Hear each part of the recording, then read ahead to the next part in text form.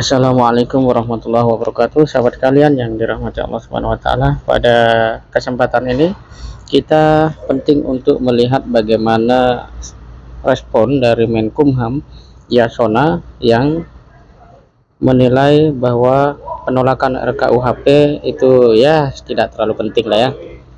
Lebih baik gugat saja ke MK, itu katanya, seperti dilansir oleh CNN.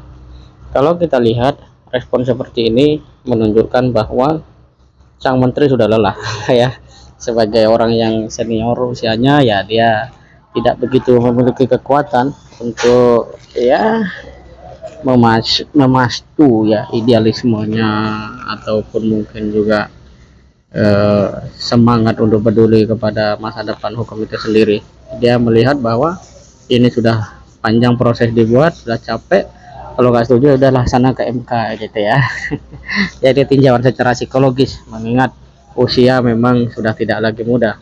Nah, inilah pentingnya Indonesia dengan perubahan, ya harus juga melihat pemimpin itu dari sektor usianya. Kalau tidak ya begini, dia sudah merasa bekerja, dia merasa berkorban, dia merasa sudah memberikan semuanya, ya kalau nggak setuju udahlah lewat MK. Jadi nggak ada upaya untuk kemudian mau mendengar, mau memperhatikan, apalagi sampai mengoreksi dan lebih jauh dari itu.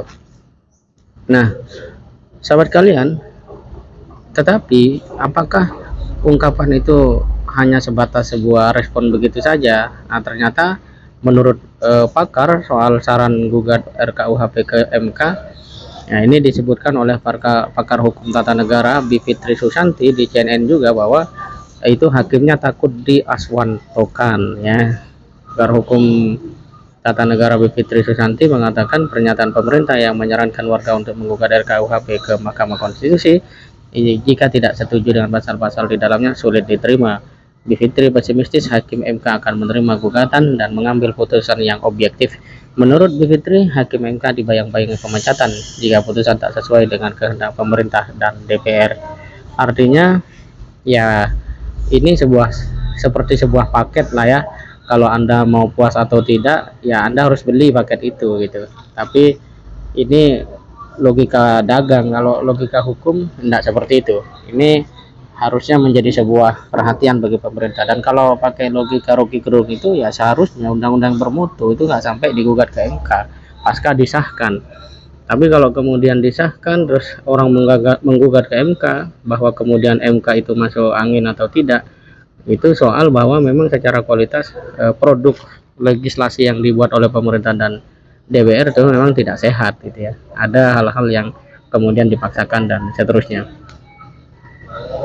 Ya, ini satu analisis ya, bahwa ada potensi untuk logika yang terbangun di masyarakat seperti itu ya. Nah, menurut Bivitri bahwa nggak boleh kekuasaan kehakiman diacak-acak seperti itu ya. Kemudian Bivitri menyebut RKUHP berbahaya dan dapat merusak demokrasi di Indonesia. Ia menyebut RKUHP yang bakal disahkan hari ini masih memuat pasal bermasalah. Jadi yang terjadi adalah kerusakan negara, hukum, dan demokrasi, kata Bivitri. Inilah sahabat yang dapat kita ulas pada kesempatan kali ini. Semoga pemerintah dapat lebih legowo, leluasa, dan melihat bahwa semua bentuk ketidaksetujuan adalah wujud daripada cinta kepada NKRI yang boleh jadi tidak sama, tetapi penting untuk sama-sama kita perhatikan. Dan pertanyaannya, apakah pemerintah sanggup untuk itu? Apalagi kalau mengingat ya RUU ini sepertinya memang juga dalam rangka menunjang satu kebijakan-kebijakan ke depan yang boleh jadi itu dinilai oleh pemerintah sangat penting sesuai dengan kebutuhan rejim hari ini. Tapi inilah sebuah politik, sebuah hukum, sebuah negara, ada banyak dinamika. Penting bagi kita untuk mengetahui, kemudian ke depan terus belajar agar langkah kita menjadi lebih baik. Semoga bermanfaat. Assalamualaikum warahmatullahi wabarakatuh.